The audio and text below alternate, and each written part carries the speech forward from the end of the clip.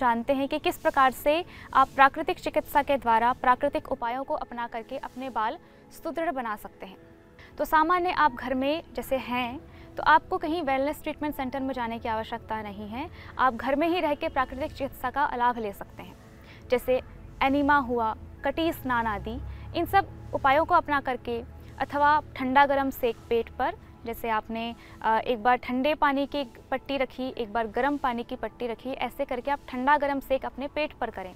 इसके अलावा आप मिट्टी पट्टी भी रख सकते हैं। सामान्य 2 कपड़ों के बीच में आप मिट्टी की थोड़ी मोटी लेयर बना करके आप अपने कम से कम 15 से 20 मिनट के लिए मिट्टी पट्टी का भी अभ्यास कर सकते हैं। इस थेरेपी को आप ले करके अपने बालों को ठीक कर सकते हैं। इस प्रकार से हमने जाना कि आप घर में रहते हुए भी किस प्रकार से प्राकृतिक चिकित्सा के द्वारा आप अपने बालों को ठीक करें। इसके पश्चात हम जानते हैं कि बालों को दृढ़ बनाने के लिए कौन कौन से प्राणायाम और कौन कौन से आसन आप अवश्य करें। तो सामान्य शीर्षासन सबसे अच्छा आसन कहलाता है, क्योंकि शीर्षासन आसनों का राजा है। इसलिए कहते हैं कि शीर्ष आसन अर्थात हमारे शरीर में भी सबसे ऊपर स्थान शीर्ष अर्थात सिर का है। शीर्ष अर्थात सबसे ऊपर स्थान सिर का है। इसलिए तो आप अपने शीर्षासन को बहुत ही अच्छे से, जिनको शीर्षासन नहीं आता है वो प्रारंभ में दीवार के सहारे धीरे धीरे आप अभ्यास करें, बिना किसी निर्देशन के द्वारा, बिना किसी निर्देशक की उपस्थिति में आप अकेले अभ्यास ना करें, क्योंकि इसमें बहुत सारी समस्याएं होने की संभावना है। जिनको सर्वाइकल की प्रॉब्लम है, जिन्हें बहुत ज़्यादा दिक्कत है, वो इस आसन का अभ्यास ना करें। हार्निया आदि के जो भी रोगी हैं वो भी इस आसन का अभ्यास ना करें। तो आइए हम शीर्षासन का अभ्यास करते हैं। प्रारंभ करेंगे, दोनों पैरों को आगे खोलें, धीरे से दोनों पैरों को मोड़ते हुए वज्रासन में आएंगे।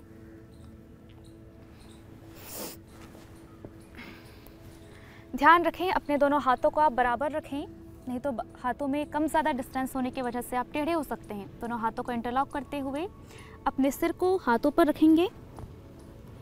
धीरे से घुटनों को उठाते हुए पैरों पे बल आएं, घुटने सीधे करेंगे, दोनों पैरों को मिलाते हुए धीरे धीरे ऊपर जाएं। पोजीशन होल्ड करें, दोनों पैरों के पंजे तने हुए। इस प्रकार से आप प्रतिदिन 5 से 10 मिनट के लिए शीर्षासन का अभ्यास करें।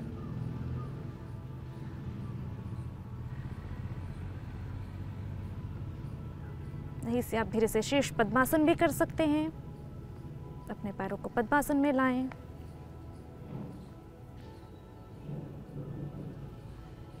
किसी भी आसन की फाइनल पोजीशन में जाने के बाद ब्रीदिंग को नॉर्मल रखें।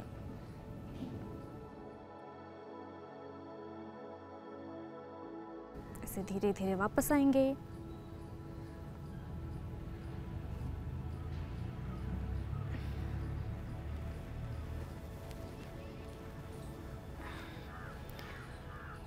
इस प्रकार से धीरे से अपने पैरों को आगे खोलते हुए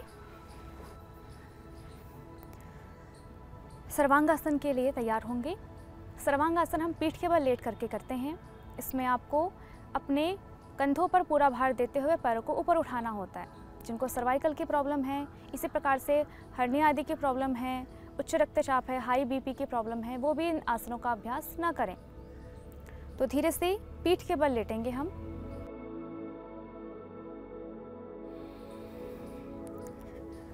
लंबी गहरी श्वास भरें। धीरे से दोनों पैरों को 30, 45, 60 और 90 डिग्री तक लेकर जाएं। पोजीशन होल्ड कीजिए एक बार। अब धीरे से अपने पैरों को सिर के पीछे लेकर जाएं। हलासन की थोड़ी सी पोजीशन बनाएंगे।